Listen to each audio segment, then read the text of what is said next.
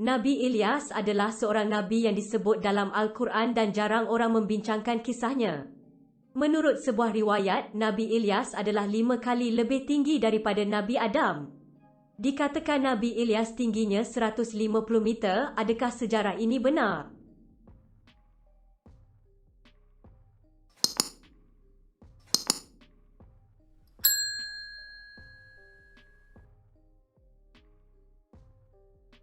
Nabi Ilyas dipercayai hidup dari 910 hingga 850 sebelum Masihi. Al-Quran hanya menceritakan sedikit tentang Nabi Ilyas, iaitu dalam surah Al-An'am dan surah As-Saffat. Kenali sosok Nabi Ilyas, terdapat pendapat yang berbeza dari ulama tentang siapa sebenarnya Nabi Ilyas. Dalam riwayat Ibnu Mas'ud, Nabi Ilyas adalah Nabi Idris, sedangkan menurut pendapat ulama tafsir yang lain, Ilyas bukanlah Idris. Ilyas adalah keturunan Nabi Harun bin Imran, tidak lain dan tidak bukan ialah Harun yang merupakan kakak kepada Nabi Musa bin Imran. Jika kita melihat kepada Al-Quran dalam surah Al-An'am ayat 84 hingga 85, dapat disimpulkan bahawa hanya ada 2 kemungkinan dari mana Ilyas berasal, iaitu ia adalah keturunan Nuh atau kedua Ilyas adalah keturunan Ibrahim. Jika dilihat dari silsilah Nabi Idris, Idris bukanlah keturunan Nuh, apatah lagi Ibrahim. Idris hidup dan diutus jauh sebelum 2 Nabi, maka pendapat kebanyakan ulama ialah Ilyas bukanlah Idris, tetapi ia adalah keturunan Nabi Harun. Nabi berasal dari Bani Israel. Imam Ibnu Kathir telah meriwayatkan dalam kitabnya tentang salasilah Nabi Ilyas. Ini bermula dari kisah Nabi Harun yang merupakan leluhur dari Nabi Ilyas. Harun diangkat menjadi Nabi oleh Allah pada masa Nabi Musa. Jadi setelah Musa diangkat menjadi Nabi, Musa memohon kepada Allah untuk mengangkat Harun yang tak lain adalah kakak kandung Nabi Musa untuk menjadi Nabi juga. Karena saat itu Nabi Musa butuh seorang juru bicara untuk berdakwah kepada kaum Bani Israel. Karena Musa sedari kecil mengalami kesulitan untuk berbicara, maka diangkatlah Harun menjadi Nabi untuk menemani dakwahnya Musa. Di dalam Al-Quran sendiri nama Nabi Harun sering disebutkan berdampingan dengan kisah Nabi Musa. Nabi Harun ini memiliki kemampuan yang luar biasa dalam berbahasa dan merangkai kata-kata. Makanya Harun dinilai cocok untuk mendampingi Musa pada masa itu dan Nabi Ilyas ini berasal dari keturunannya Nabi Harun.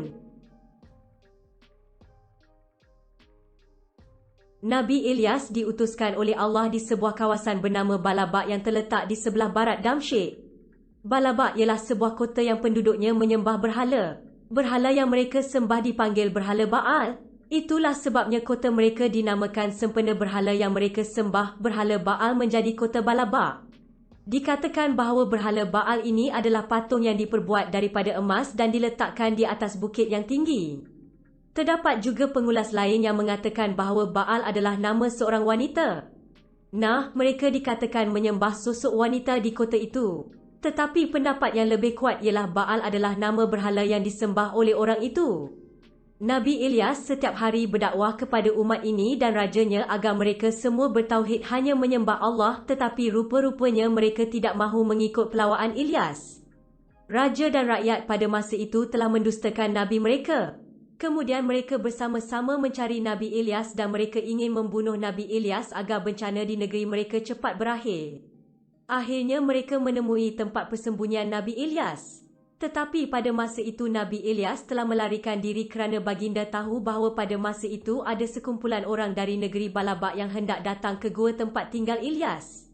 Nabi Ilyas terpaksa berlari menyusuri sungai sehingga Nabi Ilyas tiba di sebuah rumah tua yang kecil. Kemudian Nabi Ilyas mengetuk pintu rumah dan bertanya khabar. Pintu rumah dibuka oleh seorang wanita tua. Kemudian Nabi Ilyas meminta izin kepada wanita itu untuk bersembunyi di rumahnya. Wanita itu memberi izin dan menyuruh Nabi Ilyas masuk ke dalam. Rupa-rupanya di dalam rumah itu ada seorang anak lelaki yang merupakan ahli keluarga yang sedang sakit tenat. Kerana merasa kasihan, Nabi Ilyas berdoa kepada Allah agar dihilangkan penyakit budak lelaki ini.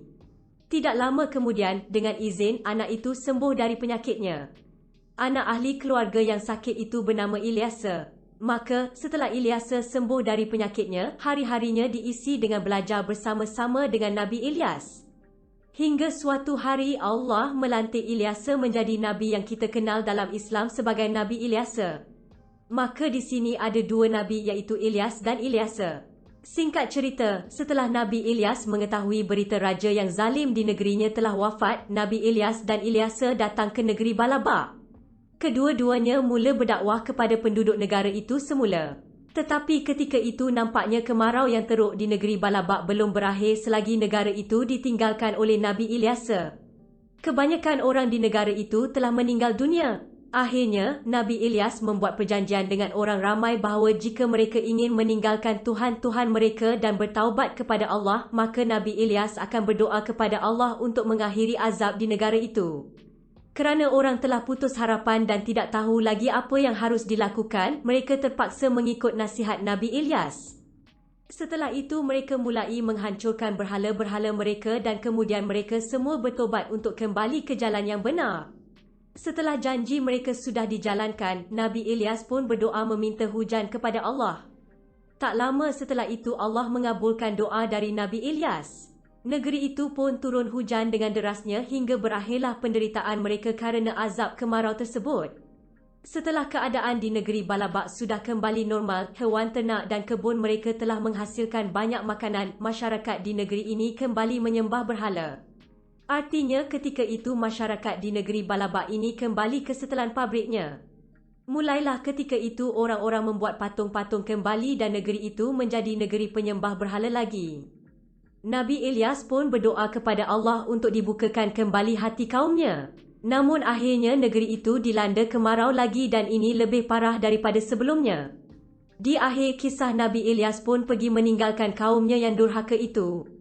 Menurut suatu riwayat, tak lama setelah Nabi Ilyas pergi beliau pun wafat dengan cara diangkat oleh Allah ke langit.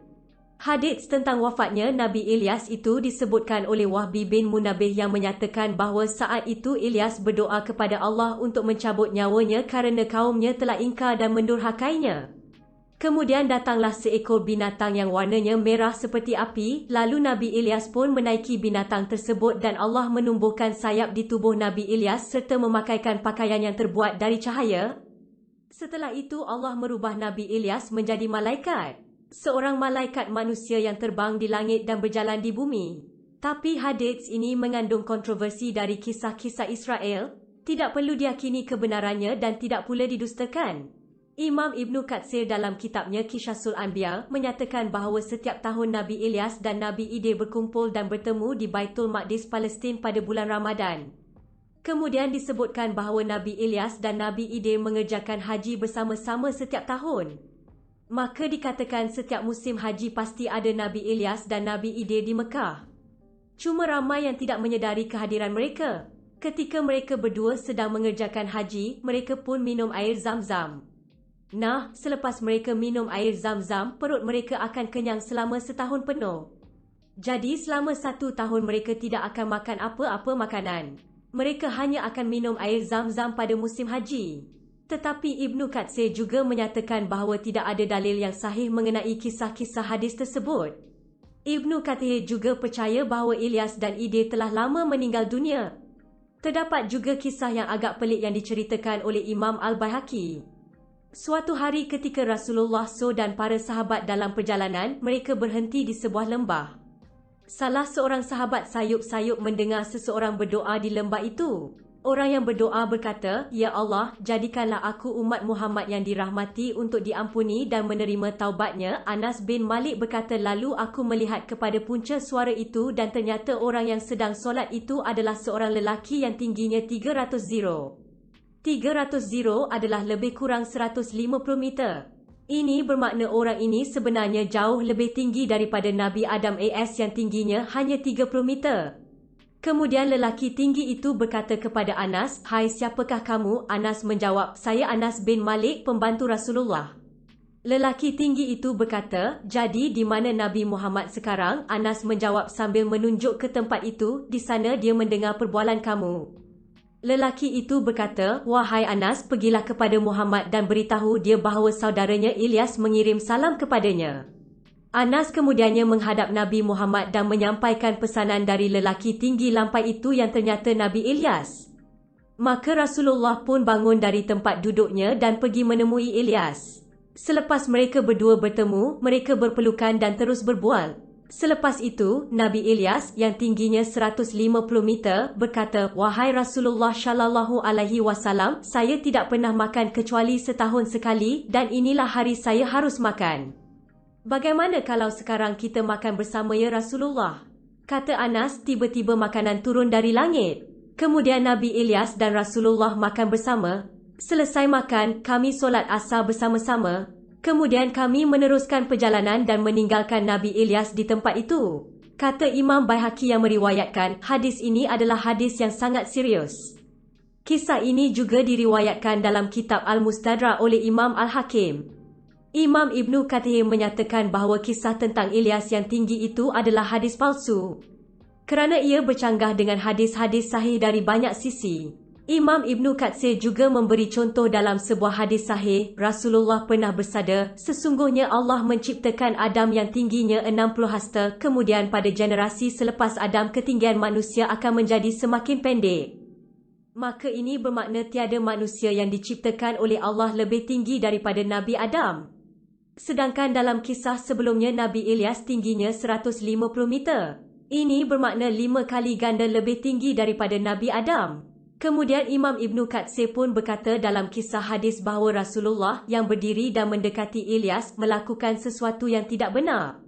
Sepatutnya Ilyas yang pergi menghadap Rasulullah. Kerana itu adabnya, ini kerana adalah seorang Nabi antara Nabi yang paling mulia. Oleh itu, Imam Ibnu Katsir dengan tegas menyatakan bahawa riwayat hadis ini adalah palsu.